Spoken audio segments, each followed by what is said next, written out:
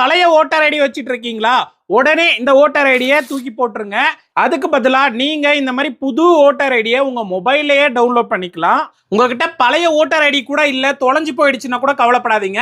நீங்க மொபைல்லயே புது ஓட்டர் ஐடியை டவுன்லோட் பண்ணிக்க முடியும். இதை மொபைல்ல டவுன்லோட் பண்ணிட்டு நீங்க இந்த மாதிரி பிவிசி கார்டாவே பிரிண்ட் எடுத்துக்க முடியும். உங்க மொபைல்லே இது எப்படி டவுன்லோட் பண்றதுன்னு சொல்லி தரேன். வாங்க வீடியோக்குள்ள போலாம். ஓகே ஃப்ரெண்ட்ஸ், நீங்க உங்க ஓட்டர் ஐடி இதே மாதிரி டவுன்லோட் பண்ணிக்கிறதுக்கு உங்க மொபைல்ல குரோம் ப்ரௌசர் ஓபன் பண்ணுங்க. சர்ச் பாக்ஸ்ல நீட் கேஐ அப்படி சர்ச் பண்ணுங்க. NEEDKI இப்படி சர்ச் பண்ணி ஃபர்ஸ்ட் ஒரு வெப்சைட் உள்ள போங்க. இந்த போஸ்ட் இருக்கும் ஓட்டர் ஐடி டவுன்லோடுன்ட்டு. இதை கிளிக் பண்ணி கீழே போங்க. இதில் நியூ ஓட்டர் ஐடி டவுன்லோடுன்னு போட்டு ஒரு லிங்க் கொடுத்துருப்பேன். அதை கிளிக் பண்ணிக்கோங்க. கவர்மெண்ட்டோட அஃபீஷியல் லிங்க் தான் இது. இதில் பார்த்தீங்கன்னா உங்கள் voter ID number first enter பண்ணணும். உங்கள் ஓட்டர் ஐடியில் ஃபோட்டோவுக்கு மேலே ஒரு நம்பர் இருக்கும். அந்த நம்பரை என்டர் பண்ணிக்கோங்க.